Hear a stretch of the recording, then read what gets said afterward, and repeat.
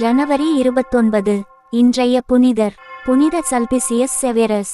சல்பிசியஸ் செவேரஸ் ஜனவரி 29 அன்று கொண்டாடப்படுகிறது. அவர் 350ஆம் ஆண்டு வாக்கில் அக்விடைனில் ஒரு புகழ்பெற்ற குடும்பத்தில் பிறந்தார்.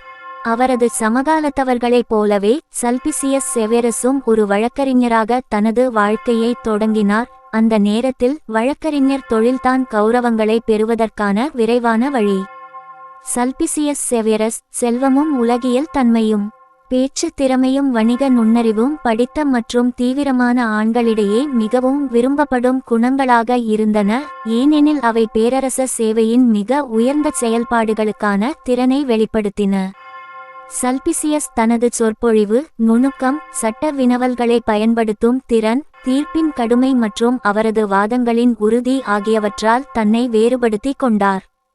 அவரது புகழ் வெகு தூரம் சென்றடைந்தது.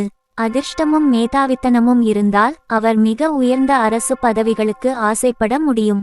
உலக கவலைகளில் முழுமையாக மூழ்கி எல்லா நம்பிக்கைகளும் கற்பனையில் புன்னகைக்கும் ஒரு காலத்தில் அவர் ஒரு தூதரின் மகளை மணந்தார். அவர் சமமாக பணக்காரர் மற்றும் நல்ல உறவுகளை கொண்டிருந்தார்.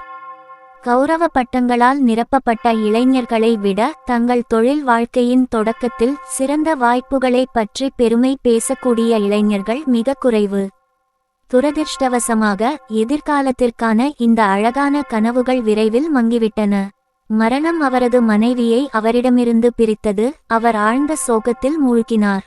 இருப்பினும் பிராவிடன்ஸ் அவருக்கு மிகவும் புகழ்பெற்ற விதியை ஒதுக்கி வைத்தது. சல்பிசியஸ் செவேரஸின் தெய்வீக ஆறுதல். விரக்தியின் பாரத்தில் தன்னை நிலைகுலைத்து விடுவதற்கு பதிலாக சல்பிசியஸ் பக்தியில் ஆறுதலை தீவிரமாக தேடத் தொடங்கினார். டூர்ஸின் பிஷப் புனித மார்ட்டினின் நண்பராக மாறியது உட்பட கடவுள் அவருக்கு ஆயிரக்கணக்கான பிற கிருபைகளை உண்மையாக பரிசளித்தார். சல்பிசியஸ் தன்னை கடவுளுக்கு அர்ப்பணிக்கவும் தனது எண்ணற்ற உடைமைகளை பறிக்கவும் முடிவு செய்தார்.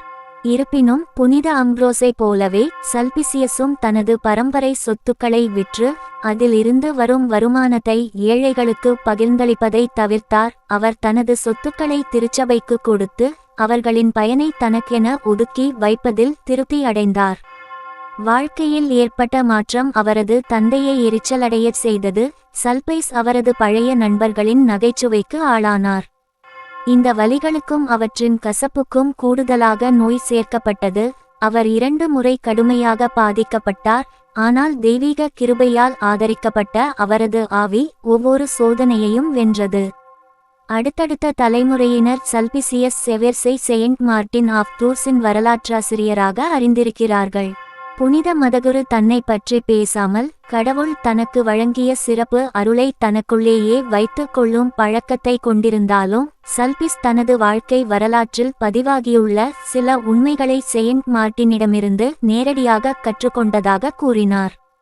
பல சுவாரஸ்யமான சூழ்நிலைகள் உட்பட பிற கூறுகள் டூர்ஸ் தேவாலயத்தின் மதவாதிகள் அல்லது மர்மூட்டியரின் துறவிகளால் அவருக்கு வெளிப்படுத்தப்பட்டன. பிதா சுதன் பரிசுத்த ஆவியின் பெயராலே ஆமென். தின பிரார்த்தனைகளுக்காக லைக், சப்ஸ்கிரைப் மற்றும் பெல் ஐகானை கிளிக் செய்யவும்.